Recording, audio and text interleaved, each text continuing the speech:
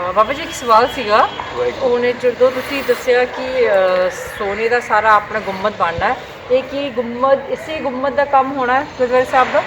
ਹਾਂਜੀ, ਵਾਹਿਗੁਰੂ ਜੀ ਕਾ ਖਾਲਸਾ ਵਾਹਿਗੁਰੂ ਜੀ ਕੀ ਫਤਿਹ। ਜਿਵੇਂ ਕਿ ਮੈਂ ਸੰਗਤਾਂ ਦੀ ਗਿਆਤ ਵਾਸਤੇ ਹੇਠਲੀ ਮੰਜ਼ਿਲ ਤੇ ਬੇਨਤੀ ਕੀਤੀ, ਹੁਣ ਆ ਜਿਹੜਾ ਵਾ ਫਸਟ ਫਲੋਰ ਉਤਲੀ ਮੰਜ਼ਿਲ ਆ, ਇੱਥੇ ਆਪ ਜੀ ਦਰਸ਼ਨ ਕਰ ਰਹੇ ਹੋ। ਇਹ ਜੋ 4 ਗੁੰਬਜ ਕੋਨਿਆਂ ਤੇ ਬਣੇ ਹਨ, ਚਾਰੇ ਕੋਨਿਆਂ ਤੇ 1 2 3 4, ਇਹਨਾਂ ਦੇ ਵਿੱਚ ਜੋ ਵੱਡਾ ਗੁੰਬਜ ਸ਼ੋਭਿਤ ਹੈ, ਇਹਦੇ ਬਾਰੇ ਲਿਖਤੀ ਇਹ ਹੈ ਕਿ ਜਦੋਂ ਸਿੱਖ ਰਾਜ ਮਹਾਰਾਜਾ ਰਣਜੀਤ ਸਿੰਘ ਸਾਡਾ ਸਿੱਖ ਰਾਜ ਸੀ, ਤੇ ਮਹਾਰਾਜਾ ਰਣਜੀਤ ਸਿੰਘ ਨੇ ਦੱਸਣ ਮੁਤਾਬਕ ਲਿਖਤ ਕਿ ਮੈਂ ਹੁਣ ਉਸ ਡੰਗਿਆਈ 'ਚ ਨਾ ਜਾਵਾਂ, ਇੱਥੇ 1939 ਵਿੱਚ ਸੋਨੇ ਦੀ ਸੇਵਾ ਕਰਾਈ।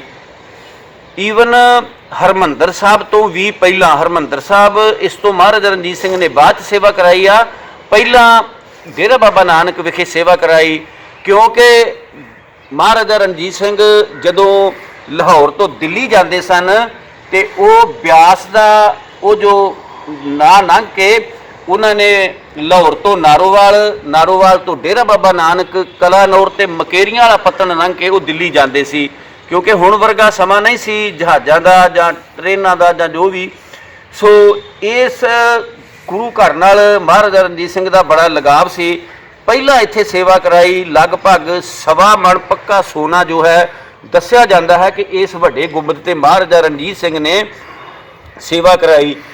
ਪੁਰਾਣੇ ਗੁੰਬਜ ਦੀ ਪੁਰਾਣੀ ਸ਼ੇਪ ਅੱਜ ਤੋਂ ਜਦੋਂ 1975 74 ਦੇ ਵਿੱਚ ਕਾਰ ਸੇਵਾ ਵਾਲੇ ਬਾਬਾ ਸੰਤ ਭੂਰੀ ਵਾਲਿਆਂ ਨੇ ਸੇਵਾ ਕਰਾਈ, ਉਦੋਂ ਵੀ ਇਹਦੀ ਸ਼ੇਪ ਨੂੰ ਕੋਈ ਛੇੜਛਾੜ ਨਹੀਂ ਕੀਤੀ।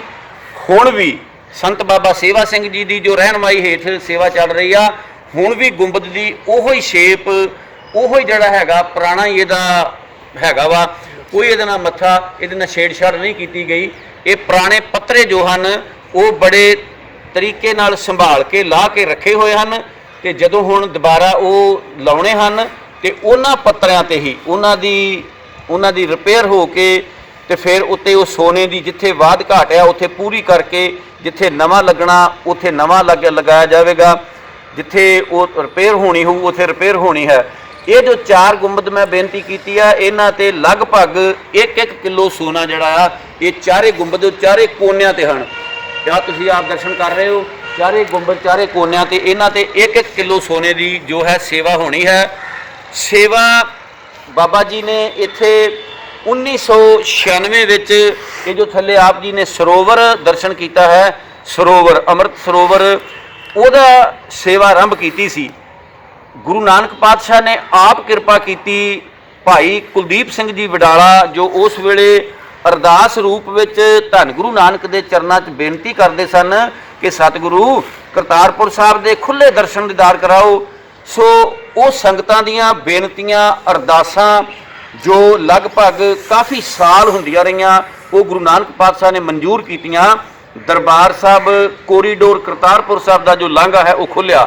ਬਹੁਤ ਦੇਰ ਪਹਿਲਾਂ ਜਦੋਂ ਕਾਰ ਸੇਵਾ ਸਰੋਵਰ ਦੀ ਹੋਈ ਤੇ ਬਾਬਾ ਜੀ ਨੂੰ ਬੇਨਤੀ ਕਰਨ ਤੇ ਇਲਾਕੇ ਦੀਆਂ ਸੰਗਤਾਂ ਤੇ ਇੱਥੇ ਸਰਾਵਾਂ ਦੀ ਸੇਵਾ, ਵੱਡਾ ਲੰਗਰ ਹਾਲ, ਦੀਵਾਨ ਹਾਲ, ਪਾਰਕਾਂ, ਗੱਡੀਆਂ ਦੀ ਪਾਰਕਿੰਗ, ਅਜੇ ਵੀ ਉਹ ਸੇਵਾ ਜਿਹੜੀ ਆ ਉਹ ਚੱਲ ਰਹੀ ਆ। ਅਗਾਂਹ ਵੀ ਅੱਗੇ ਹੋਰ ਪ੍ਰੋਗਰਾਮ ਲੀਕੇ ਹਨ ਬਾਹਰ, ਜਿਵੇਂ ਹਲਟੀ ਜਿਹੜੀ ਮੈਂ ਆਪ ਜੀ ਨੂੰ ਬੇਨਤੀ ਕੀਤੀ ਕਿ ਜਦੋਂ ਸੰਤ ਮਹਾਂਪੁਰਖਾਂ ਨੇ ਬਾਬਾ ਭੂਰੀ ਵਾਲਿਆਂ ਜੀ ਨੇ ਇਹ ਸੇਵਾ ਕਰਾਈ ਤੇ ਉਹਨੂੰ ਬੌਲੀ ਸਾਹਿਬ ਦਾ ਰੂਪ ਦੇ ਦਿੱਤਾ ਸੀ। ਹੁਣ ਫਿਰ ਦੁਬਾਰਾ ਤੋਂ ਪੁਰਾਤਨ ਜੋ ਖੂਹ ਚੱਲਦੇ ਸਨ, ਉਸ ਬੌਲੀ ਸਾਹਿਬ ਨੂੰ ਪੁਰਾਤਨ ਖੂਹ ਦਾ ਰੂਪ ਦਿੱਤਾ ਜਾਵੇਗਾ, ਜੋ ਕਿ ਅੱਜ ਤੋਂ ਥੋੜ੍ਹੇ ਦਿਨ ਪਹਿਲਾਂ ਫਿਰ ਉਹਦੀ ਸੇਵਾ ਆਰੰਭ ਹੋ ਚੁੱਕੀ ਆ।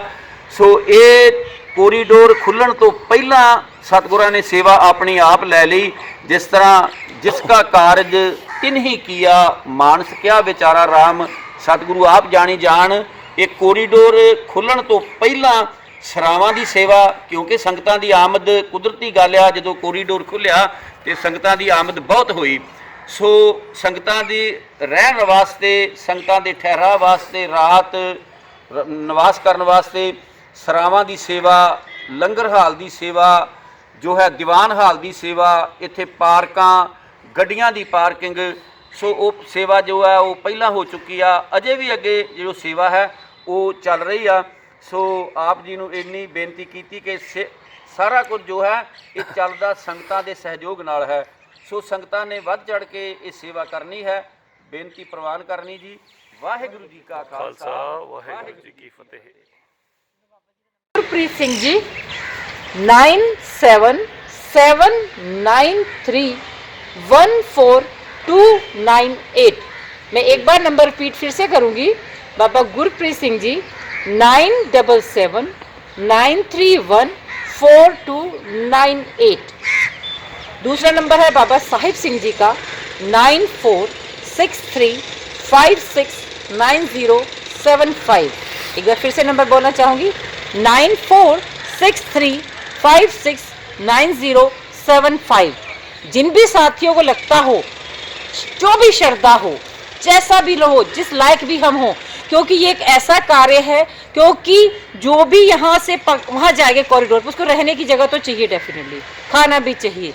तो जो इतनी सेवा यहाँ की संगत कर रही है, तो हमारा भी कहीं ना कहीं बनता है, चाहे हम 100 रुपये का ही कॉन्ट्रीब्यूशन करें, पर हम करें जरूर। तो आपसे रिक्वेस्ट है, जो नंबर आपको दिए गए हैं उन नंबर्स पे कॉल करके जैसी सेवा आप चाहें आप कर सकते हैं। और जब भी आप आएँ, आप खुद देखेंगे, ये हमें नज़र आ रहा है कि दिन रात यहाँ लगातार काम चल रहा है। और 23 फरवरी को इस गुरुद्वारे में 21 फरवरी 2022 को पाठ रखा जाएगा सुबह, और 23 फरवरी 2022 सुबह पाठ का भोग होगा, और जगह जगह से सारे संत लोग यहाँ पे पहुँचेंगे। आपसे रिक्वेस्ट है, अगर आप आना चाहें तो आप सबका बहुत बहुत स्वागत है। और आप खुद आकर देखिए, जिस जोर शोर से यहाँ काम चल रहा है, उस काम में हम इस नेक काम में भागीदार बने, ताकि जो भी यहाँ पे आके रहे उसको किसी तरह की कोई तकलीफ ना हो। आप सब साथियों का एक बार फिर से बहुत बहुत धन्यवाद।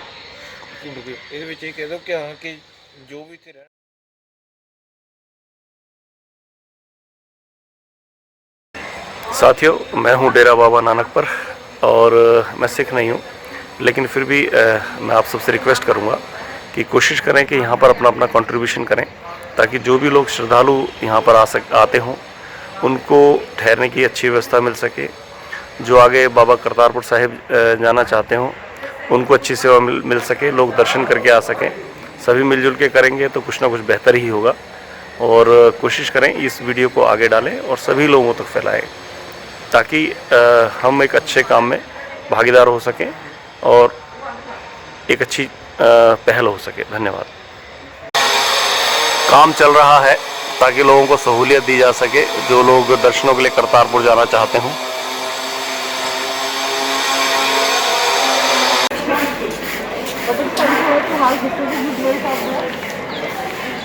वाहिगुरू जी का खालसा, वाहिगुरू जी की फतेह। गुरुद्वारा दरबार साहिब श्री डेरा बाबा नानक धन गुरु नानक निरंकार पातशाह जी की याद विच जो बनया है, इतिहास अनुसार धन गुरु नानक पातशाह जी ने अपने जिंदगी के 4 उदासियां तो बाद जो अखीरले जिंदगी के दिन लगभग 18 साल गुरुद्वारा करतारपुर साहिब विखे गुजारे। उस वेले सतगुरु जी ने इत्थे सरावां बना के धर्मशाला उसार के सतगुर सिख पंथ नूं बड़ा उच्चा ते सुच्चा किरत करना, नाम जपना ते वंड छकण दा एक नारा दिता, जो अखीरले जिंदगी के पड़ाव च गुरु नानक पातशाह जी ने करतारपुर साहब अपने हत्थीं किरत करनी सानू जो साडे पंथ की झोली पाई। सो जदों धन गुरु नानक निरंकार पातशाह जी इत्थे खूह ते जो बौली साहब का रूप है, हुण इस वेले पुरातन खूह जो इत्थे कार सेवा चल रही आ, संप्रदा खडूर साहब संत बाबा उत्तम सिंह जी वालों वरसाए संत बाबा सेवा सिंह जी की रहनुमाई हेठ इस वेले जथेदार बाबा साहब सिंह जी सेवा का कारज वेख रहे हैं। इस खूह की जो मैं गल की आ, उस खूह की मौन ते जो बाबा अजता रंधावा जी नाल गुरु नानक पातशाह जी ने गोष्ठ की, इस खूह ते गुरु नानक पातशाह जी अनेकों वार आए, उन्हां नाल गोष्ठ की। ते जदों धन गुरु नानक निरंकार पातशाह जी अपना चोला त्याग गए, उस वेले गुरु के सिख सन, उन्होंने अपने रीति रिवाजा अनुसार ਜੋ ਗੁਰੂ ਨਾਨਕ ਸਾਹਿਬ ਦਾ ਅੱਧਾ ਚਾਦਰਾ ਸੀ ਉਹਨੂੰ ਅਗਨ ਭੇਂਟ ਕੀਤਾ ਤੇ ਮੁਸਲਮਾਨ ਜੋ ਉਸ ਵੇਲੇ ਦੇ ਗੁਰੂ ਦੇ ਅਨੁਯਾਈ ਸਨ ਉਹਨਾਂ ਨੇ ਆਪਣੇ ਰੀਤੀ ਰਿਵਾਜਾਂ ਅਨੁਸਾਰ ਉਸ ਅੱਧੇ ਚਾਦਰੇ ਨੂੰ ਸਪੁਰਦੇ ਖਾਕ ਕੀਤਾ। ਉਹ ਜਿਹੜਾ ਖਾਕ ਚਾਦਰ ਦਾ ਭਬੂਤਾ ਸੀ ਉਹ ਕਰਤਾਰਪੁਰ ਸਾਹਿਬ ਜਦੋਂ ਇੱਕ ਥੜਾ ਸਾਹਿਬ ਬਣਾ ਕੇ ਦੱਬ ਦਿੱਤਾ ਗਿਆ, ਸਮਾਂ ਪਾ ਕੇ ਰਾਵੀ ਦਰਿਆ ਨੇ ਉਸ ਜਗ੍ਹਾ ਨੂੰ ਢਾਹ ਲਾਏ।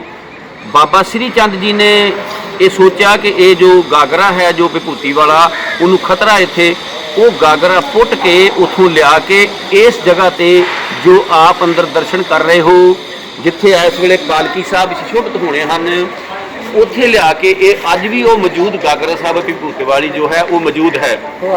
ਖੂਹ ਦੀ ਜੋ ਮੈਂ ਆਪ ਨੂੰ ਦੱਸੀ ਜਿੱਥੇ ਬਾਬਾ ਅਜਿੱਤਾ ਰੰਧਾਵਾ ਜੀ ਨਾਲ ਗੋਸ਼ਟੀ ਕੀਤੀ। ਸੋ ਇਸ ਤਰ੍ਹਾਂ ਦਾ ਇਤਿਹਾਸ ਗੁਰੂ ਨਾਨਕ ਪਾਤਸ਼ਾਹ ਜੀ ਦੇ ਦੋ ਫਰਜ਼ੰਦ ਬਾਬਾ ਸ੍ਰੀ ਚੰਦ ਜੀ, ਬਾਬਾ ਲਖਮੀ ਦਾਸ ਜੀ। ਬਾਬਾ ਸ੍ਰੀ ਚੰਦ ਜੀ ਜਿਵੇਂ ਆਪ ਸਾਰੇ ਸਿਆਣੇ ਵਿਦਵਾਨ ਜਾਣਦੇ ਹੋ ਕਿ ਬਾਬਾ ਸ੍ਰੀ ਚੰਦ ਜੀ ਜਤੀ ਸਤੀ ਸਨ ਜਿਨ੍ਹਾਂ ਨੇ ਵਿਆਹ ਨਹੀਂ ਸੀ ਕਰਵਾਇਆ। ਬਾਬਾ ਲਖਮੀ ਦਾਸ ਜੀ ਗ੍ਰਸਤੀ ਹੋਏ ਹਨ। ਉਹਨਾਂ ਦੇ ਦੋ ਬੇਟੇ ਬਾਬਾ ਮਾਣਕ ਚੰਦ ਜੀ, ਬਾਬਾ ਧਰਮ ਚੰਦ ਜੀ।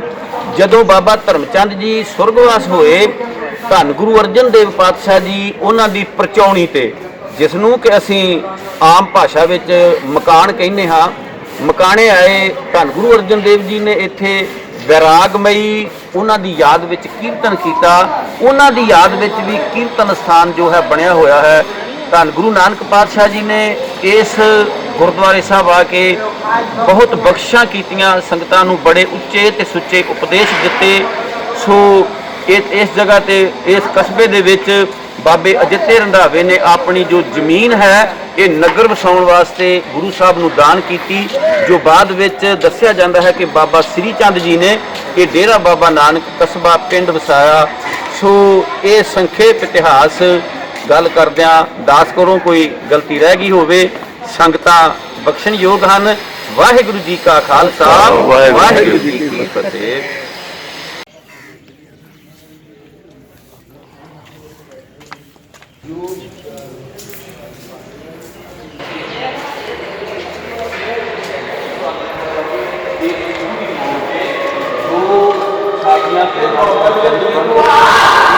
ਇੱਕ ਵਾਰੀ 21 ਚ ਲਿਖਿਆ ਤੇ ਇੱਕ ਵਾਰੀ 31 ਲਿਖਿਆ ਜੀ। ਇਹਦੇ ਬਾਰੇ ਹੁਣ ਵਿਦਵਾਨ ਸੱਜਣ ਜ਼ਿਆਦਾ ਬਿਹਤਰ ਜਾਣਦੇ ਨੇ, ਕਿਉਂਕਿ ਕੁਝ ਗੱਲਾਂ ਵਿਚਾਰ ਅਧੀਨ ਨੇ। ਸਾਡੇ ਜੋ ਇਤਿਹਾਸ ਸੰਭਾਲਣ ਦੀ ਗੱਲ ਆ ਉਹ ਥੋੜਾ ਉਹਦੇ ਵਿੱਚ ਇਕੱਠਾ ਕਰਨ ਦੇ ਵਿੱਚ ਕਈ ਵਾਰੀ ਕੁਦਰਤੀ ਰਹਿ ਜਾਂਦਾ, ਇਹਦੇ ਵਿੱਚ ਕੋਈ ਵੱਡੀ ਗੱਲ ਨਹੀਂ। ਸੋ ਦੋ ਜਗ੍ਹਾ ਨੇ, ਭਾਈ ਬਾਲੇ ਵਾਲੀ ਸਾਖੀ ਤੇ ਉਹਨਾਂ ਦੀ ਜਿਹੜੀ ਆ ਗੁਰੂ ਕੇ ਜੰਡਿਆਲੇ ਵਾਲਿਆਂ ਦੀ, ਉਹਦੇ ਵਿੱਚ ਦੋ ਸਾਖੀਆਂ ਦੇ ਵਿੱਚ ਇੱਕ ਵਾਰ 31 ਵਾਰਾਂ ਜ਼ਿਕਰ ਆ ਤੇ ਇੱਕ ਵਾਰ 21 ਵਾਰਾਂ ਜ਼ਿਕਰ ਹੈ ਕਿ ਗੁਰੂ ਨਾਨਕ ਪਾਤਸ਼ਾਹ ਜੀ ਇਸ ਖੂਹ ਦੀ ਮੌਣ ਤੇ ਬੈਠ ਕੇ ਬਾਬੇ ਅਜਿੱਤੇ ਰੰਧਾਵੇ ਜੀ ਨਾਲ ਗੋਸ਼ਟ ਕੀਤੀ। ਉਹਨਾਂ ਦੇ ਜੋ ਆਪ ਇਹ ਖੜਾ ਸਾਹਿਬ ਦੇਖ ਰਹੇ ਹੋ, ਜਿੱਥੇ ਹੁਣ ਪਾਲਕੀ ਸਾਹਿਬ ਦੀ ਸੋਨੇ ਦੀ ਸੇਵਾ ਜੋ ਚੱਲ ਰਹੀ ਆ ਉਹ ਅਖੀਰਲੇ ਪੜਾਅ ਤੇ ਆ। ਇੱਥੇ ਪਾਲਕੀ ਸਾਹਿਬ ਸੁਸ਼ੋਭਿਤ ਹੋਣੇ ਹਨ। ਇਸ ਪਾਲਕੀ ਸਾਹਿਬ ਵਾਲੀ ਜਗ੍ਹਾ ਦੇ ਥੱਲੇ ਜੋ ਮੈਂ ਪਹਿਲਾਂ ਜ਼ਿਕਰ ਕੀਤਾ ਆ ਉਹ ਜਿਹੜੀ ਰਾਖ ਵਾਲੀ ਵਿਭੂਤੀ ਵਾਲੀ ਗਾਗਰ ਹੈ ਉਹ ਇੱਥੇ ਅੱਜ ਵੀ ਮੌਜੂਦ ਹੈ। ਸੋ ਬਹੁਤ ਚੜ੍ਹਦੀ ਕਲਾ ਦਾ ਜੋ ਗੁਰਦੁਆਰਾ ਸਾਹਿਬ ਆ, ਗੁਰੂ ਨਾਨਕ ਪਾਤਸ਼ਾਹ ਨੇ ਇੱਥੇ ਸਾਨੂੰ ਬਹੁਤ ਬਖਸ਼ਿਸ਼ਾਂ ਕੀਤੀਆਂ ਹਨ।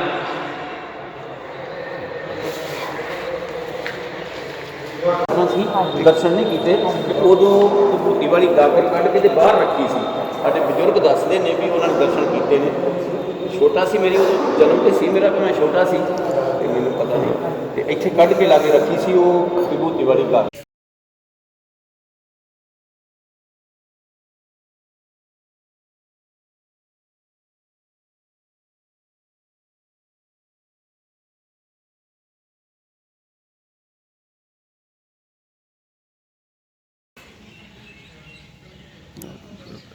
ਹਾਂਜੀ ਉਹ ਦੱਸ ਦੇਣਾ ਬਾਬਾ ਜੀ ਨੇ।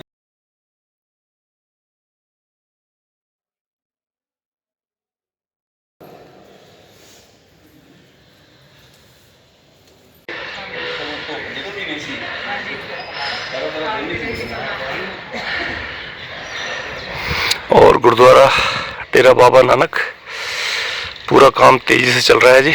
23 फरवरी को यहाँ पर पूरा होना है काम। जो सहयोग जितना दे सके उतना दीजिए।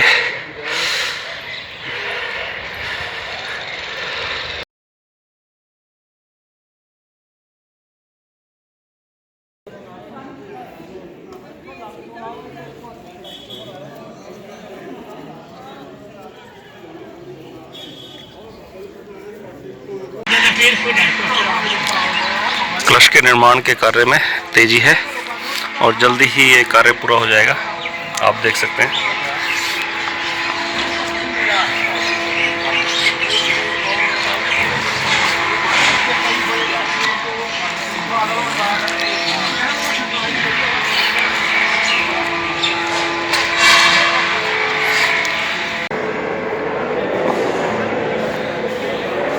किस तरह से पीतल के ऊपर आप सोने की परत चढ़ती है देख सकते हैं।